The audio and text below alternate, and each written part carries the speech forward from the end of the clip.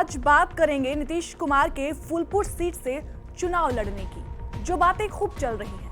पहले आपको बताएंगे कि नीतीश कुमार ने फूलपुर सीट से चुनाव लड़ने को लेकर क्या कहा है, और उसके बाद ये भी बताएंगे कि अगर नीतीश कुमार फूलपुर सीट से चुनाव लड़ते हैं तो समीकरण क्या कहता है। मुख्यमंत्री नीतीश कुमार ने फूलपुर से चुनाव लड़ने की बात को सीधे तौर पर नकार दिया है। फूलपुर से लोकसभा का चुनाव लड़ने की चर्चा पर उन्होंने हैरानी जताई और कहा कि सब बेकार की बात है, हमारा इससे कोई मतलब नहीं है।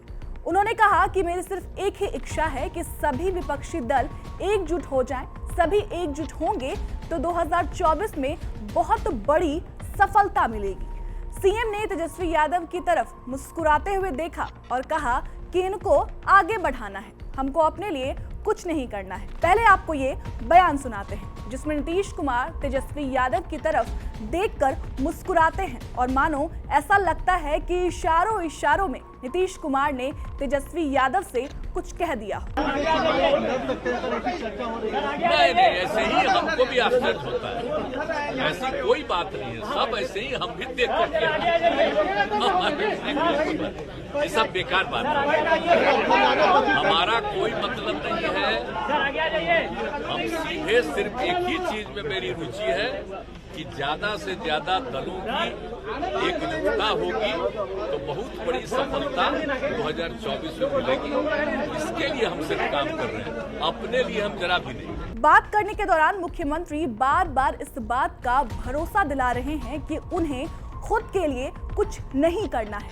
बहरहाल अब बात करते हैं नीतीश कुमार के फूलपुर सीट से चुनाव लड़ने की, जो सियासी गलियारों में कुछ दिनों से चर्चा में है। थोड़ी सी नजर डालते हैं फूलपुर सीट के इतिहास पर। एक दौर था जब फूलपुर सीट कांग्रेस की पारंपरिक सीट हुआ करती थी। पंडित जवाहरलाल नेहरू ने आजादी के बाद पहली बार 1952 में हुए लोकसभा चुनाव में फूलपुर संसदीय सीट को अपनी कर्मभूमि के लिए चुना था और उन्होंने लगातार 1952, 1957 और 1962 में यहां से जीत दर्ज की थी। नेहरू के धुर विरोधी रहे समाजवादी नेता डॉक्टर राम मनोहर लोहिया 1962 में फूलपुर लोकसभा सीट से उनके सामने चुनावी मैदान में उतरे, लेकिन वो जीत नहीं सके।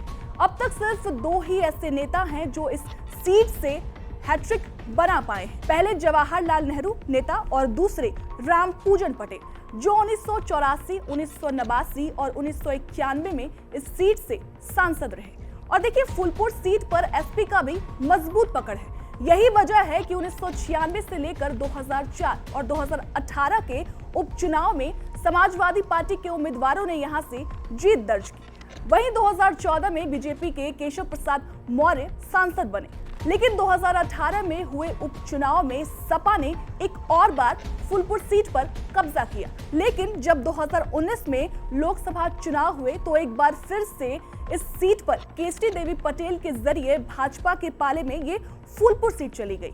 कुल मिलाकर अगर देखा जाए तो फूलपुर ने किसी भी दल को अस्थायी रूप से वहां अपना गढ़ बनाने नहीं दिया। ऐसे में जदयू नीतीश कुमार को इस समीकरण में फिट करने की कोशिश कर सकती है। अब आपको बताते हैं कि फूलपुर का जातीय समीकरण आखिर क्या कहता है। फूलपुर का जातीय समीकरण नीतीश कुमार के लिए जीत का इक्वेशन तैयार कर सकता है।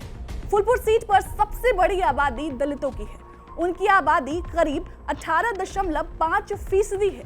इसके बाद यहाँ पटेल और कुर्मी वोटर हैं। इसकी आबादी 13.36% है। मुस्लिम वोटर भी यहाँ 12.90% पर है। नीतीश कुमार अगर स्वर्ण और कुर्मी पटेल को साधते हैं और सपा का, जी हां, सपा का साथ हासिल करते हैं तो एक बार फिर से फूलपुर का समीकरण बदल सकता है।